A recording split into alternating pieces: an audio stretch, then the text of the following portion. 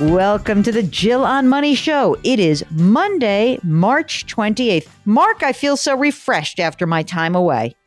You can ask me about Orlando, but since we are recording this before I go to Orlando, I cannot tell you. But I promise to tell everybody about my trip to Orlando because I regaled you with how much I hated my trip to Las Vegas. And by the way, I have to go back to Las Vegas in June for the same conference. But I think it's going to be better this time, don't you, Mark?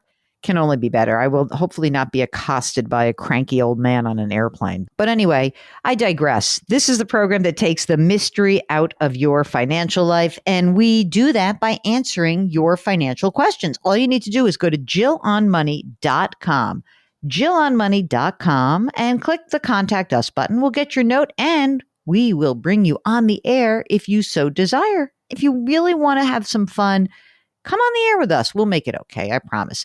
Today, we are joined by Alan. He's on the line from Atlanta, Georgia. Welcome, Alan. How are you, and what can we do for you, sir? I'm doing well, Jill. Appreciate the opportunity to speak with you all today. You're kind of feeling the pressure right now to kind of purchase property. And you're feeling it not just with kind of the race between me and Jerome Powell on rising interest rates, but I'm at a point in my life where I should be investing in property, but just figuring out what is smart right now. And we're getting just conflicting signals from both friends that are in the industry as well as just reading the news.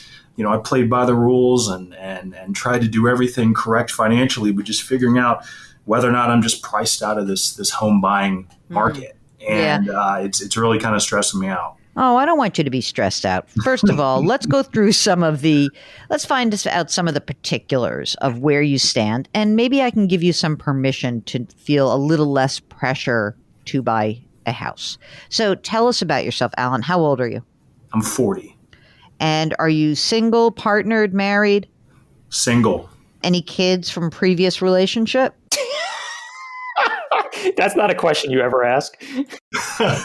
No kids. So, no kids, no dogs. What? No dogs? Terrible. God, I want a dog so bad. I've got great family, but no dependents. Okay.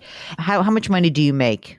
Make around $85,000, $90,000 a year. Okay. And do you have a retirement plan through work? I do. Yep. And you use it, which is good. Yep. What do you have, a 401k? I do. Okay. How much do you put into that annually? What percentage of your pay? I did the max that's allowable to me. To you? Meaning, are you sure? Is it okay? So this is like a clarifying question. Sure. Do you think you're putting in up to the match, or do you think you're putting in like $19,500 last year, $20,500 this year? I chose the option that we could, the most amount of money they could take out of your paycheck. All right. Yep. All right. That's good. So what about any other assets? Oh, wait, let me start with the 401k. Let me get back to that. How much money do you have in the 401k right now? Around $40,000. Okay. Do you have other retirement savings? I don't. I do not. Okay. No IRAs, no nothing floating around. No IRAs, no. Okay. Got it. And what about just plain old emergency reserve, like simple savings account? Yeah, I've got around, I know you've said, put around like 6 months of emergency saving around. So I've got around maybe like $15,000 in that. Okay. So, and that's kind of, obviously came out of the recession, entered the workforce in the recession. So we're obviously a little skittish on spending any of that money. I hear that you are feeling stressed. Okay. Yeah. I want to try to relieve you of this stress. Just based on where you are now, you're doing what you should be doing. You are plowing as much money as you can afford to put into your 401k. You're keeping your emergency reserve fund at, hopefully 6 months of expenses. That's really all I want you to do. I don't think you're in a position to buy a home. Even if you found, let's just say this market got so hot that people were just giving loans to those who wouldn't put, as much money down. Maybe it's, like a loan, you can only put 3% down or 5% down. I would not tell you to do that. What's your rent right now, Alan? It's around $1,600, $1,500 a month. Okay. I know that's like a real number, but it's not so much that I feel like you're, oh my God, you have to buy a house. I would put the house out of your mind right now. If for some reason you inherited $250,000 in some, in the next 5 years, maybe that would be the money. You might use a portion of that to buy a home. But I don't see why you would buy a home right now. It would really stress you financially. You probably are running the numbers and saying, oh, well, a house I would buy would be the same as rent. Is that right? Sure. Probably. Yeah, I'm trying to Right. figure out those monthly payments. Yeah. But the problem is, as we hear all the time from folks who come on the air with us, it's not just the principal, the interest, and the property taxes and the homeowner's insurance. Owning a home actually costs a ton of money on an ongoing basis. And so I think that, if you were in a situation where you had this $250,000 or $300,000 and we could figure out how to get you into a house and put enough money down so that you could afford the payment and still put in as much money as possible into your 401k, that would be great. But you don't have that money right now. And I don't see why it would make sense for you to use every available dollar, throw it in a down payment fund, and rob yourself of other opportunities in the future. I don't think that it makes sense. And if I can wave my please try to not stress out about buying property wand over your head, that's what I'm doing right now. Because under the best of circumstances, I'm not sure I would tell you to be buying a property. I think the deal is, I reached out to you to be like, all right, I think the questions you asked kind of like, lay bare to, I just think the lack of investment strategies that I have going forward. And, I played by the rules, I paid off my student loans, and I want to be very smart about investment. And a lot of people have talked about is property is the best long-term investment. I don't have brokerage accounts, and it's kind of freaking out because the home market is kind of exploding in these big secondary cities around the country. And I'm unfortunately in that. So I'm kind of getting to the point, of turning 40 and to looking at both my bank account and just, my self-worth is just like, wow, I don't know how people could afford kids. This is really, it's really kind of bleak Alan, for me. Dude, you're bringing me down. First of all, you have no debt. So calm down. There are people who call up on this and be on this program and they're drowning in this crap. Okay. So you have like a blank slate right now. All right. So I want you to take a deep breath. You're making 85, 90 grand a year. You're starting to really get, you're 40 years old. Most people, when they come out of school, it takes them 10 or 15 years to pay off their debt and get on their feet. And you have done that. And you're not coming to me saying, I make $85,000, $90,000 a year. I have 3 kids and a home mortgage that's killing me. And by the way, I need to do work on my house.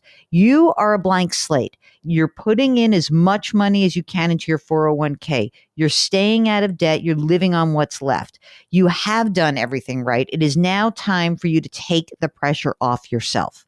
So if you keep this precision in just saying, hey, I'm going to just put the money away in my 401k. I want you to double check though for me, just if you go into the account, and you go in and just double check what was the amount of money you put into the 401k last year. I'd be interested in finding that out.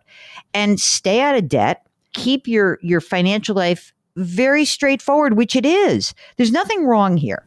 The only thing wrong is that you're putting this immense pressure on yourself. Well, thank you. I just heard that, renting is just throwing money away. That is an old school notion. And you know what?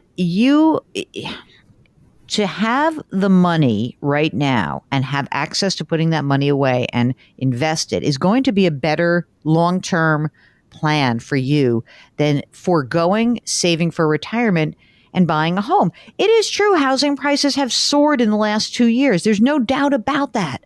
But you know what? Over the long term, you know what housing grows at? The pace of inflation. That's all it grows at. So actually, stocks have been a better investment than residential housing over the last, say, 60 years. So I guess I could chop up the time horizon and say, oh no, if it were, if you just look at the last 2 years, the housing market's been the best investment. Maybe, but then you had to also have endured all those years in the past where housing wasn't going up so quickly. In fact, housing prices went down after the housing bubble burst. So look, it's almost academic anyway. It is not in your best interest to buy a home right now. What is in your best interest is to keep doing what you're doing. After you pay your rent each month and you pay all of your bills, what's left at the end of each month for you? I've got around, maybe like $2,200 a month. You have your emergency reserve, so why not open up a brokerage account and start investing? Yeah, and that's the thing is like figuring out smart investment strategy. You don't have to be You don't have to be a smart investment strategy. You don't have to be. You know what you have to do? Where is your 401k held? What company? I'm employee with state government, so it's. Oh, okay. All right. So yeah, and then I don't know whether or not I should get a Roth or anything like that. I just you should definitely get you should definitely get a Roth. Just go to Vanguard.com and open up a Roth IRA. Okay, that's the first thing you're going to do. You're going to put in $6,000 a year, so 6,000 divided by 12 months. You're going to do that every month. You're going to have them pull that out of your account, out of your bank account. And then you're going to open up a brokerage account and you're going to put some other amount of money. Maybe not, I don't want to make it so skinny. I wouldn't mind if your emergency reserves were a little bit bigger. And you're going to put in, why don't you do $500 a month into the Roth and $500 a month in a brokerage account? Let's see where you stand at the end of the year.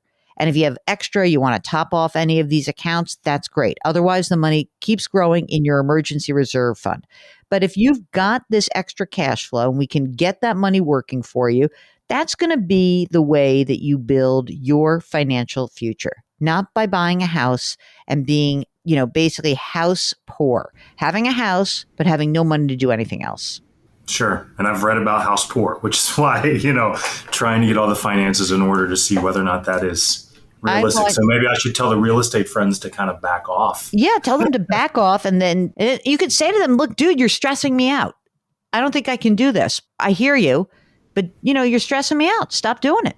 I think you're right. I think it's a social hang up of owning property. And I think a little bit of the tinge of saying, yeah, I'm middle-aged and I still rent, Oh, Mark. But no, that's I don't want him to feel thing. Bad. Yeah, I mean, you just almost have to get into the mindset. Like, you are not throwing money away. You are buying your freedom. You are buying the opportunity to put money into a 401k, into a Roth IRA. And again, keeping it simple, just go to Vanguard.com and you can just buy a target date fund. You can just buy a fund.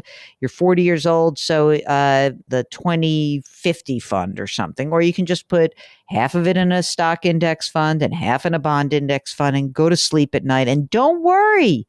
Don't worry. You are doing what you should be doing. Okay? You really are. Okay. Thank you. Deep breath. Deep cleansing breath. Mark, are we all in our deep cleansing breath modes? If you are stressing out, if you are feeling the pressure to purchase property, the dreaded triple P, then give us a holler. It's very easy. Just go to JillOnMoney.com, click the Contact Us button, and we'll bring you on the air. We'll walk you through it. We're going to waive our pressure release valve. That's what we're going to do. We're going to pull that pressure release or push it. I don't know which way you do. I think you push it on the Instant Pot. Push the pressure release valve and you will feel better. I promise you. Okay. While you're on the website, sign up for the free weekly newsletter. Comes out every single Friday. We are delighted that you joined us today. Try to lift someone up. Grit, growth, grace. Thank you for listening and we'll talk to you tomorrow.